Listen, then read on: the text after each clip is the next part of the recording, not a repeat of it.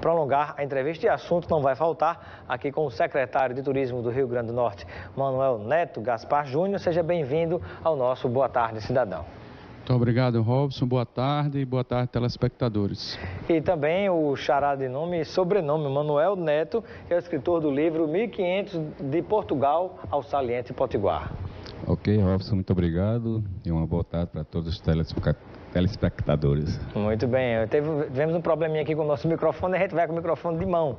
E aí eu pergunto inicialmente ao secretário de Turismo, Manuel Gaspar, como é que foi o desenvolvimento do evento que aconteceu junto aos guias de turismo, onde se tenta propagar essa história de que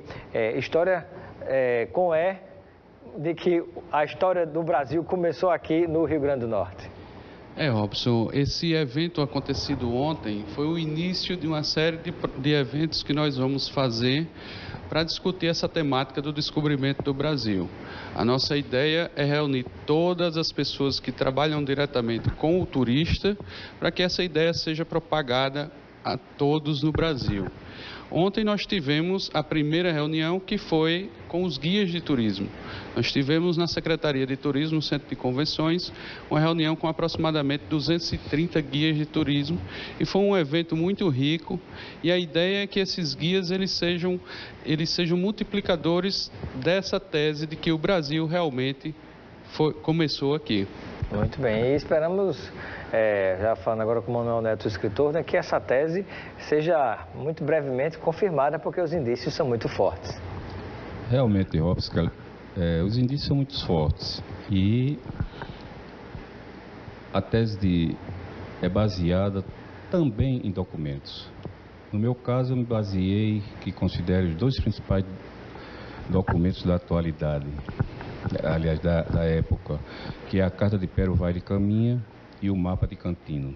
Embora tenha dezenas de outros documentos de autores do século XV, 1400 e meados do ano 1400, e autores do século XVI, desde 1505 a 1550.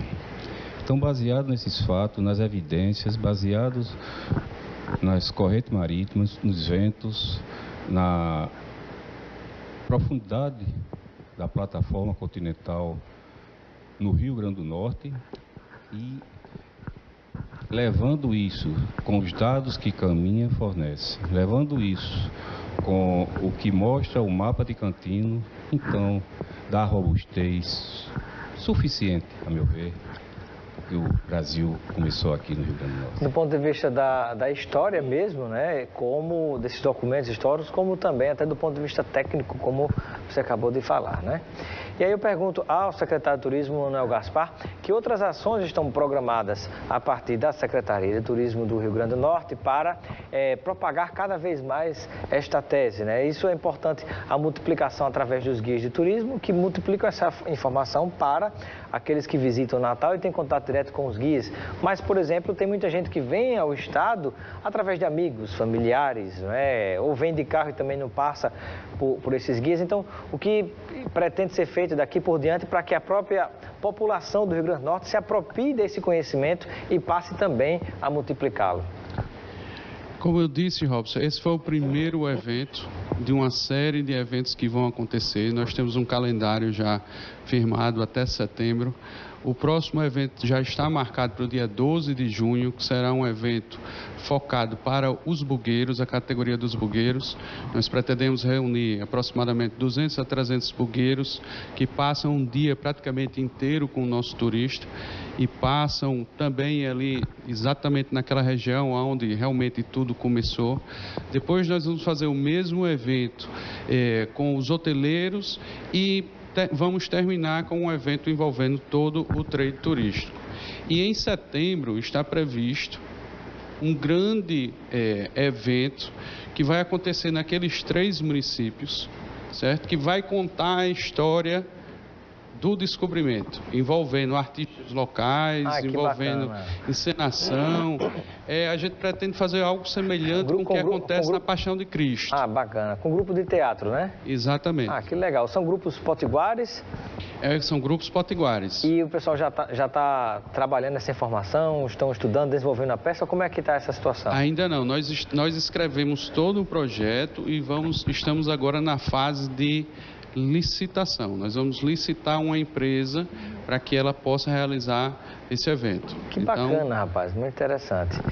Através do teatro, sem dúvida, ajuda a propagar muito, né? E quem sabe esse grupo de teatro possa percorrer aí os teatros do Brasil inteiro levando essa informação, muito bacana. E eu gostaria de saber do Manuel Neto, o escritor, né? Tem o Manuel Neto Gaspar Júnior, que é o secretário de turismo, e aqui o Manuel Neto, que é o escritor.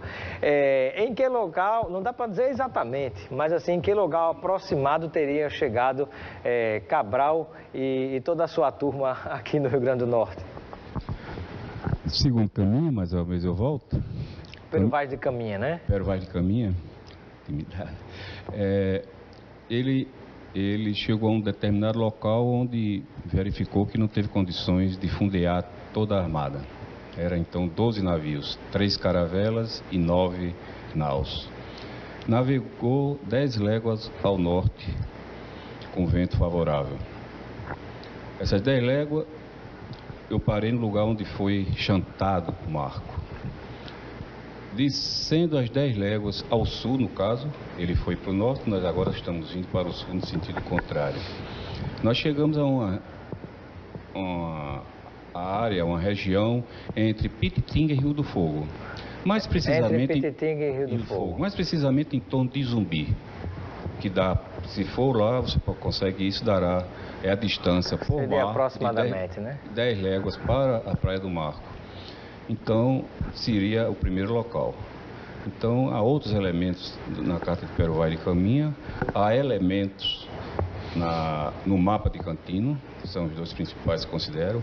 Há citações de autores, como eu disse, dos anos 1400 e dos anos 1500, pelas características, orográficas e geográficas até, que reforçam esse ponto. Precisar exatamente, mas com certeza, não tenho dúvida que foi entre Pititinga e Rio do Fogo atual. Muito bem, ali em Zumbi, né, digamos. Ali em Zumbi. E pergunto ao secretário de Turismo, Manuel Gaspar, em relação à receptividade da população em geral, do empresariado, do trade turístico em relação a essa iniciativa. A receptividade tem sido muito boa, Robson. Como o professor Manuel falou aqui, as evidências são muito fortes, então a gente precisa discutir isso a nível de Rio Grande do Norte para que as pessoas daqui se apropriem dessa ideia e a partir daí a gente possa, quem sabe, reescrever a história do nosso país. No nosso país. E temos nomes, inclusive, de fora do estado do Rio Grande do Norte que já defendem essa bandeira, não é isso? Sem dúvida alguma. Inclusive, um dos palestrantes desse evento é um historiador português que deu uma brilhante aula ontem e mostrou a questão do descobrimento sobre a perspectiva do historiador português. E isso foi muito enriquecedor. Alexandre Garcia, da nossa co-irmã Rede Globo Televisão, jornalista, também é um dos defensores. Sim, Alexandre Garcia, ele já falou por mais de uma vez, várias vezes, inclusive nas mídias sociais, que ele já leu o livro de Lenine Pinto, historiador do Rio Grande do Norte, e está convencido que o Brasil realmente começa aqui. E ele até brincou na entrevista dizendo que o dia da nossa primeira mentira é o dia 22 de abril. Muito bem. Temos perguntas de telespectadores. Você que está ligado conosco pode mandar a sua pergunta. Escreve, manda pelo WhatsApp, está aqui o telefone 999229519 de qualquer cidade do Rio Grande do Norte. Pergunta para o secretário de Turismo, Manuel Gaspar, ou para o outro Manuel Neto também, que é escritor, né, e está divulgando essa obra que mostra que realmente tudo começou aqui. Pergunta para o secretário. Pergunta de Marinho Neto, da Fundação Rampa, quer saber por quê, ele quer saber se a secretaria tem o objetivo de incluir também o Uber neste treinamento. Ele disse que muitos turistas pegam Uber na cidade e dá essa sugestão. Sim, Robson, como eu disse, esses eventos que nós estamos fazendo, eles são focados para uma categoria. Mas isso não quer dizer que o evento ele é fechado, ele é aberto para qualquer pessoa que queira participar. Já fica aqui o convite para o pessoal do Uber, se eles quiserem participar do próximo evento do dia 12 de junho, serão muito bem-vindos. Muito bacana, né? E a partir daí vai reunindo categorias especificamente para ir multiplicando essa informação, muito legal. Mais pergunta do quase xará Robinson Dias, a pergunta do Robinson Dias do Tirol. Ele quer saber, ele que é professor da UFRN, quer saber como a UFRN está participando, se não, como pode participar deste esforço de comprovar que o Brasil começou aqui no Rio Grande do Norte. Professor Manuel Neto. Olha, não só a UFRN, todas as universidades do Rio Grande do Norte deveriam fazer isso. Particularmente eu estive já pela terceira vez na TVU, programas, e um deles foi, que deverá ir ao ar brevemente, foi uma gravação, surgiu pergunta de 5 alunos dos cursos de publicitário e jornalismo. Pergunta interessante. E foi bem estafante porque surgiu cada pergunta interessante. Então, no momento que os outros cursos começaram a se interessar por isso, será de grande valer, prestará uma grande contribuição, porque a pesquisa tem que ser feita por todos. É um direito de todos e o dever do Estado faz parodiando alguma coisa. Verdade. Pergunta da Cíntia da Cidade Satélite. Ela quer saber se existe algum posicionamento da Secretaria de Turismo da Bahia sobre essa questão, né? Essa versão da história que o Rio Grande do Norte está começando a propagar. Manuel Gaspar. Olha, eu acho isso vai dar estranhamento, né? Vai dar problema essa história. Um bom problema, aliás. Eu acho que eles têm interesse em defender que o Brasil foi descoberto lá, mas como a gente viu ontem no evento, todas as evidências e todos os documentos apontam para que o descobrimento tenha sido realmente aqui no Rio Grande do Norte. E o detalhe que a questão não é se foi lá ou se foi aqui, a questão é a verdade qual é. Eu acho que isso é o maior patrimônio de todos os brasileiros, sendo potiguares ou baianos. Exato, Robson. E tem mais um aspecto a ser lembrado a respeito disso. Ontem mesmo, o professor Holanda, ele disse... Professor de História, né? Professor de História. Ele participou do evento como palestrante e ele disse que a história dos Estados Unidos já foi mudada mais de 10 vezes. Aonde que os Estados Unidos começou? E aqui no Brasil, nós temos essa ideia fixa de que foi em Porto Seguro, né? Quando hoje nós temos meios de pesquisa muito mais eficazes do que quando eles tinham lá no século XVII, que foi quando foi feito, o século XIX, que foi escrita a história do Brasil. Tanta coisa já se reconheceu na história da própria humanidade, né? Que dirá de se foi ali ou aqui que o Brasil começou, né? Mais pergunta do telespectador. Luzinete, de Pirangi. Ela quer saber qual o interesse de Portugal em preservar a versão tradicional, ou mesmo a mudança da própria versão. Como colocou o pesquisador Paulo Gouveia ontem, Portugal fica neutro nessa história toda. Para Portugal acho que é indiferente, né? É indiferente, tanto ser no Brasil, ser em Porto Seguro ou em qualquer outra parte do Brasil. Agora, da parte de Portugal, se houver um reconhecimento, aí sim eu acho que teria um peso assim, muito importante para a nossa própria história, né? É mais fácil, a meu ver, um reconhecimento mais rápido por parte de Portugal do que pela Academia Brasileira de Letras e pelo Instituto Nacional Histórico Geográfico Brasileiro. Porque isso vai gerar muita polêmica, né? E de fato, né? Quem chegou, digamos, que foi o português é que tem, digamos assim, a primazia de poder dizer se foi realmente aqui ou se foi em outro lugar, não é, Manuel Gaspar?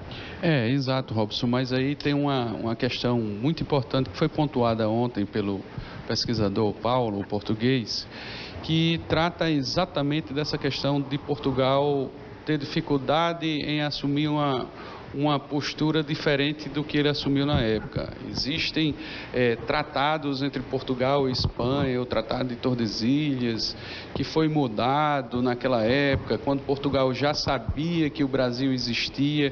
Enfim, existe uma série de coisas que motivam Portugal não querer mudar essa história. Interessante também dar uma boa discussão também, né? Tem a história de que a corte veio fugida para cá, dentro de um contexto muito interessante lá na Europa, mas enfim. Mais perguntas dos telespectadores. Juarez, do Tirol, quer saber do secretário onde anda o marco do descobrimento. Ele está sendo bem cuidado? Ele pergunta se está no forte ou se está na praia original.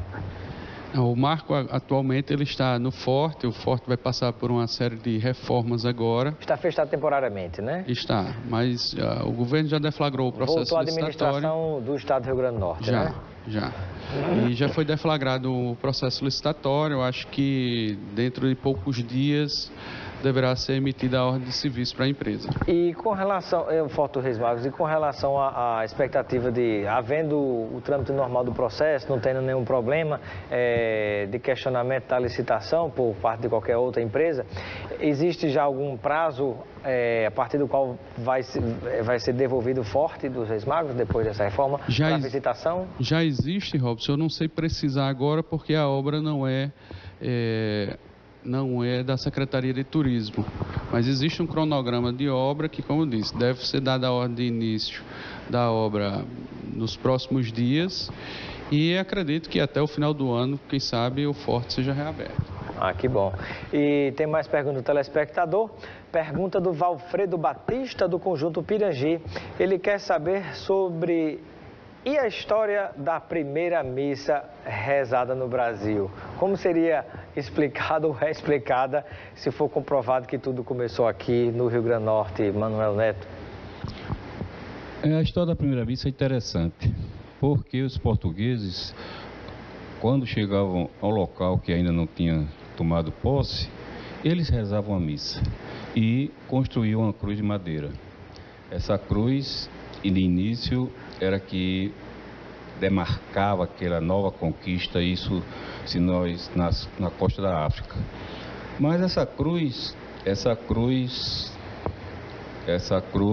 com o tempo secava e os nativos africanos faziam fogueira com ela. Foi quando quando começaram a usar o padrão em pedra, porque aí não dá para fazer fogueira. E todos os navegadores, desde Diogo Cão, nos anos 1870, ou aliás, desculpe, 1470, obrigatoriamente levavam padrões em pedra. Foi ele, Vasco da Gama, Bartolomeu Dias. Aqui tem na Bahia não é original? A cruz que tem na Bahia não é original? Lá tem um marco que é uma réplica, foi colocado, dizem, né? 1503. Há um questionamento se foi 1503 ou 1530. No caso, o nosso marco aqui é de 1501, se não me falha a memória. Para uns. Para uns, né? Para outros. Para nós porque segundo Lopes de Castanheda, em 1550, porque a carta de Cabral desapareceu, só sobrou, de todas as cartas, só sobrou a de Pero Vale Caminha, infelizmente, e ele diz que Cabral tomou posse da terra com padrão, ou seja, ele chantou um marco aqui, e logicamente fez uma cruz de madeira que com o tempo... E na Bahia não tem um marco como esse? Não, é completamente diferente do padrão português de posse. Completamente diferente. Completamente diferente do padrão de posse. Olha só, é mais uma prova, né? Muito bem. Bom, o nosso tempo chegou ao fim, infelizmente. Não é isso, produção? Eu quero agradecer a participação do Manuel Neto Gaspar Júnior e do Manuel Neto, secretário e historiador, pela presença de vocês aqui no nosso programa Boa Tarde, Cidadão. Sejam sempre bem-vindos. E eu tenho um, mas vocês vão receber, todos dois, né, ao sair daqui, um kit de produtos Lucena para aproveitarem com amigos e familiares. Tá bom? Sejam sempre bem-vindos, Manuel Gaspar. Muito obrigado, Robson. Eu que agradeço a oportunidade. Obrigado também, Manuel Neto. Obrigado, Robson. Obrigado, telespectadores.